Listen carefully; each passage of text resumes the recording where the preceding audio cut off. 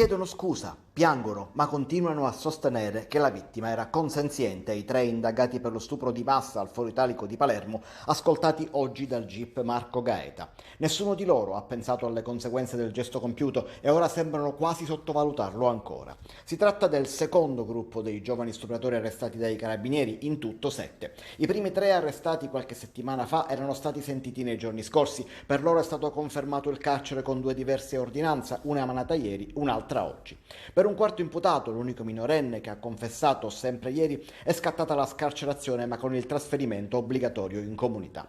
Oggi è toccato a Elio Arnao, Samuele Lagrassa e Cristian Maronia essere ascoltati. Di quest'ultimo sono anche comparsi profili social su TikTok nei quali sono stati postati una serie di video che sembrano essere vere e proprie difese del giovane, ma si tratterebbe di profili fake. Maronia ha risposto alle domande del GIP sostenendo di essere convinto che la ragazza fosse consenziente.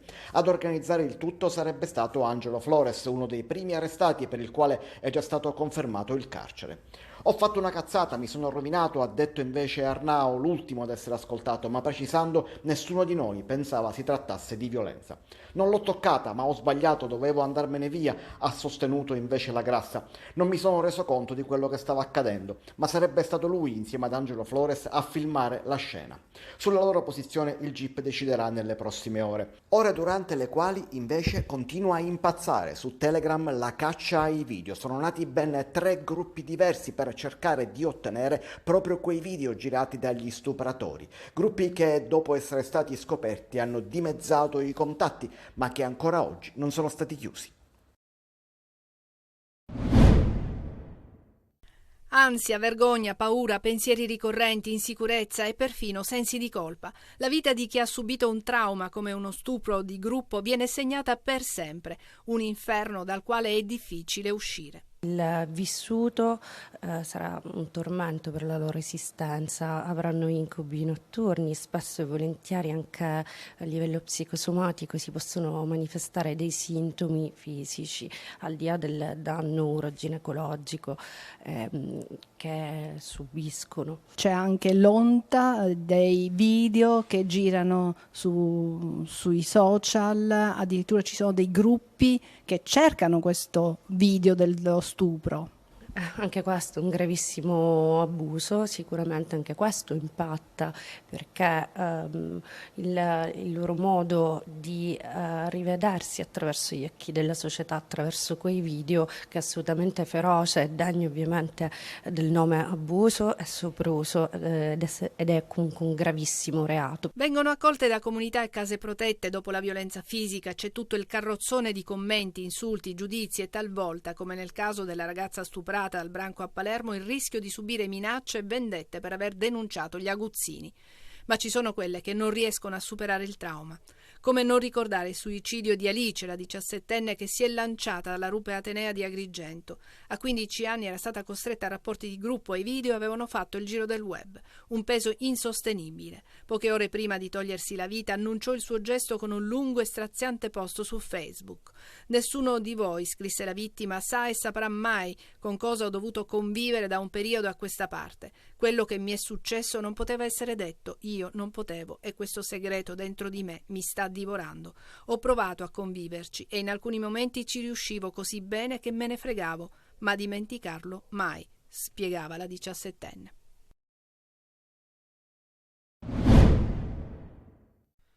Vera Schiopu e Gheorghe Apetrei. Lei moldava, lui il romeno. A Ramacca erano praticamente sconosciuti, vivevano in un tugurio in contrada Polmone. Ed è proprio in questa abitazione di fortuna che gli inquirenti che indagano sulla morte della 25enne avrebbero trovato le tracce di sangue che escluderebbero definitivamente la messa in scena del suicidio. Il compagno e un amico connazionale sono indagati per omicidio volontario. Sentiti dal GIP stamattina, i due hanno evidenziato posizioni quasi incompatibili. Il 33enne Gheorghe Ciprian Apetrei si è avvalso della facoltà di non rispondere. Ha invece risposto alle domande del GIP Costel Balan, 31 anni, proprietario del fondo in campagna in cui la coppia viveva. Balan ha spiegato nei dettagli i suoi spostamenti, ha fornito orari, nomi e cognomi di eventuali testimoni, oltre alla strada che aveva percorso per raggiungere la sua campagna. Ha ribadito di avere chiamato il 113 per richiedere l'ambulanza nel momento in cui si è accorto della presenza della giovane nel casolare. Ha anche riferito che non è mai stato amico di Apetrei, ma di essere solo un suo conoscente al quale aveva concesso di vivere nella modesta casa accanto al casolare abbandonato nella quale è stata trovata Vera Schioppo. In cambio Apetrei faceva da guardiano in quel fondo nel quale in passato aveva subito furti. La vicenda continua ad evidenziare parecchi lati oscuri a partire proprio dal rapporto tra i due fidanzati. Al setaccio degli investigatori le dinamiche della convivenza e anche alcuni post sibillini dell'uomo pubblicati sui social. Le indagini sono condotte e coordinate dal procuratore facente funzione Alberto Santisi e dal PM Alessandro Di Fede.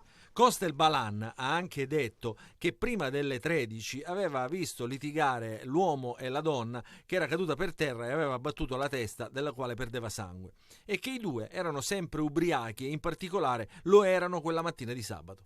L'autopsia, che sarà eseguita giovedì prossimo dal medico legale Maria Francesca Berlich, potrebbe portare nuovi e decisivi elementi alle indagini. Prevista anche una tomografia assiale computerizzata per verificare lesioni o fratture e degli esami tossicologici, il tutto per confermare o escludere anche le ipotesi che in passato Vera Schioppo abbia provato a uccidersi tagliandosi le vene. Frustrante. Così definisce il primo cittadino di Catania i cumuli di spazzatura che ha visto in via Mancini, a pochi metri da piazza Manganelli. Ha scattato una foto e l'ha inserita su Facebook con un lungo e amaro commento. Frustrante. Perché la definisce così? Perché vorrei tanto che i catanesi capiscano e assumano la consapevolezza della esigenza di uno sforzo comune. È chiaro che se uno vede dei sacchetti di rifiuti lasciati dagli stessi ristoratori, coloro i quali più di tutti dovrebbero poi tendere a rendere il territorio non terreno di degrado, ma terreno d'accoglienza, terreno d'attrattività, è chiaro che sorge allora qualche dubbio sulla intelligenza nostra catanese nel preservare quello che c'è più caro. E quel che mi dà più fastidio è che tutto questo accada a pochi giorni da Sant'Agata, giorno in cui il catanese si trasforma in devoto, dimenticando qualche ora dopo che la devozione per Sant'Agata deve essere anche devozione per chi protegge Sant'Agata, cioè dire la città. Già, ma l'amministrazione cosa fa? Non lo nascondo, sono tante le cose che dobbiamo correggere. Stiamo apponendo le telecamere, ma dico subito che le telecamere non potranno mai essere risolutive, perché chi poi se ne accorge non fa altro che migrare i rifiuti, cioè dire portarli altrove. Inutile nell'immediato anche invocare più vigili. Non ci si dica più vigili perché sappiamo che ci sono solamente 6 squadre che si devono alternare nell'arco delle 12 ore, quindi abbiamo un numero assolutamente esiguo di vigili, cosa per cui ho chiesto l'aiuto del governo, ma ci vorranno almeno un paio d'anni nel caso in cui mi venga dato per garantire questo servizio e fare i concorsi. Trantino infine lancia un appello. Ma l'appello è nelle cose. Se non capiamo che l'amore per questa città deve essere spinto fino al punto che costituisce presupposto per una trasformazione di Catania. Non diteci e deve essere l'amministrazione, perché il civismo diventa presupposto di civiltà, presupposto di cultura, presupposto di progresso.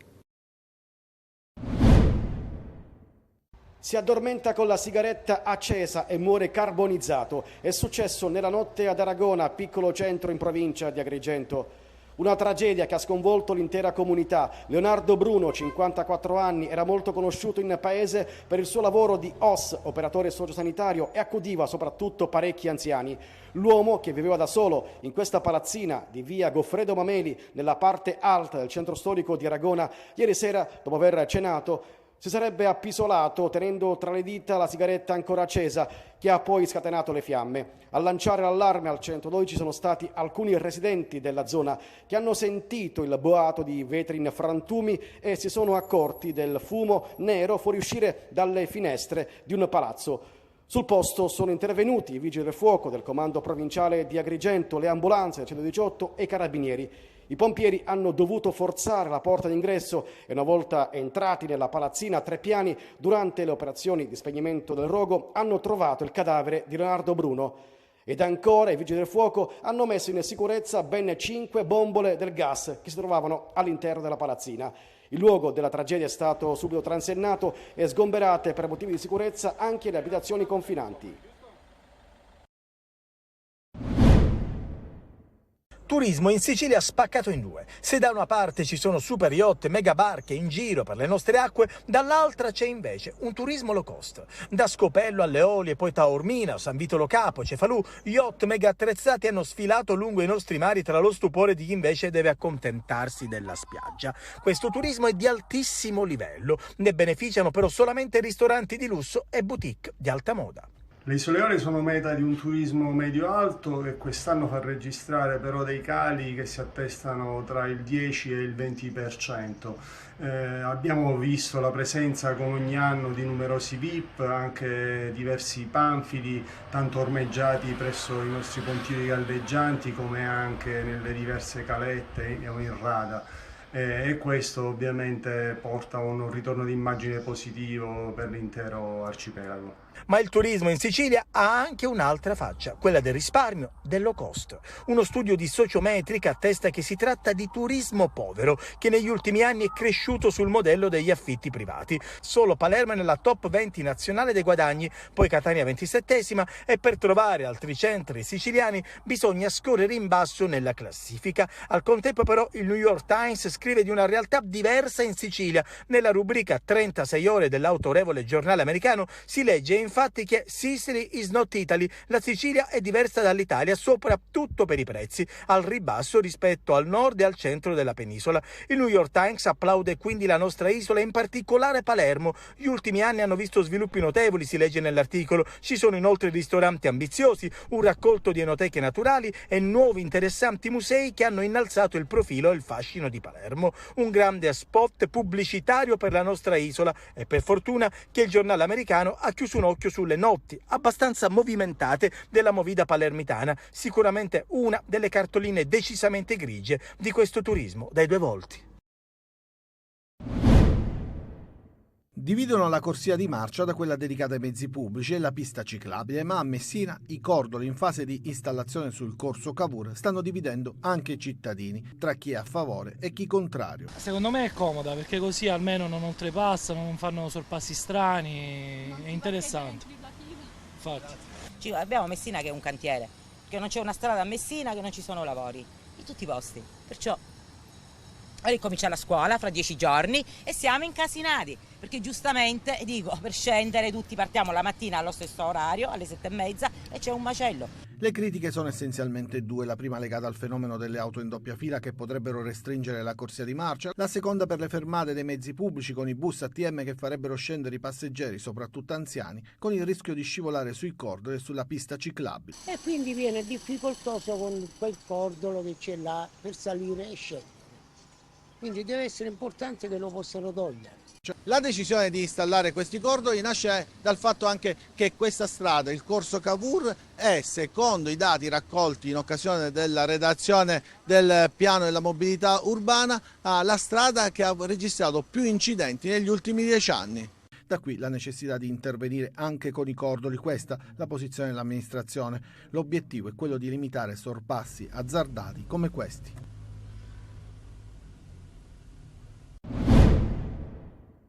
Tra mito e realtà, la vita di Vlad III l'Impalatore, il principe romeno del XV secolo che ha ispirato la nascita del conte Dracula, continua ad incuriosire ed affascinare. Sono tante le leggende nate attorno a questo nobile con la predilezione per l'impalamento dei nemici. A lui si ispirò lo scrittore irlandese Bram Stoker per la creazione del celebre vampiro il conte Dracula nell'omonimo romanzo del 1897, un personaggio di fantasia che ha conquistato subito il mondo del cinema. Tra le pellicole indimenticabili ricordiamo Dracula il vampiro, interpretato da Christopher Lee, e Dracula di Francis Ford Coppola con Gary Oldman, fino ad arrivare alle moderne produzioni come la saga di Twilight con Robert Pattinson, il vampiro più amato dalle nuove generazioni. Ma tornando alla realtà, lacrime di sangue sarebbero scese dagli occhi di Vlad III.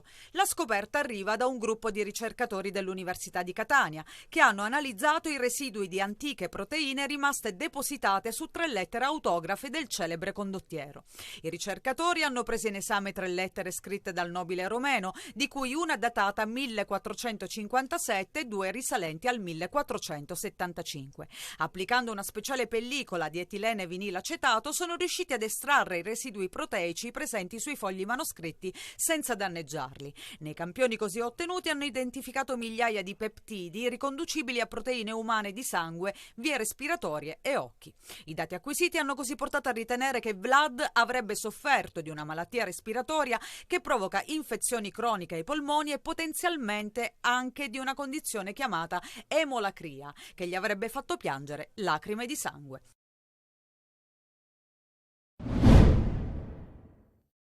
Era il rinforzo chiesto da Tabbiani, atteso e fortemente voluto dal tecnico che lo scorso anno lo ha allenato al Fiorenzuola, adesso anche Alessandro Quaini è a tutti gli effetti un giocatore del Catania. L'ufficializzazione all'indiscrezione già circolata nei giorni scorsi è arrivata nella tarda mattinata, dopo che la società rossa-azzurra ha perfezionato l'accordo. 24 anni, nativo di Cremona, scuola Genoa, Quaini ha giocato con Fondi, Pro Piacenza, Renata, Albino Leffe, Monopoli e Fiorenzuola in Serie C sommando 102 presenze e vanta anche 13 presenze con il Pisa in B. Il nuovo acquisto del Catania, schierato in passato sempre a centrocampo, nella scorsa stagione è stato utilizzato da Tabbiani come difensore centrale. L'allenatore rosso-azzurro lo ha espressamente chiesto alla dirigenza, ritenendo l'elemento essenziale per il proprio gioco basato sulla costruzione della manovra da dietro. Sul mercato si muove anche il Messina, in attesa l'ufficialità del tesseramento del centrocampista Domenico Franco da qualche giorno in gruppo e arriverà nelle prossime ore in città il terzino sinistro classe 2001 Giorgio Brogni dall'Atalanta. Per l'attaccante invece prima si deve cedere 2 sicuri i calciatori in procinto di lasciare lo stretto, Daga e Iannone. Il terzo potrebbe essere Ferrara. Le loro partenze libererebbero la copertura fideiussiosa per l'ingaggio della punta centrale che potrebbe arrivare da qualche esubero in Serie B.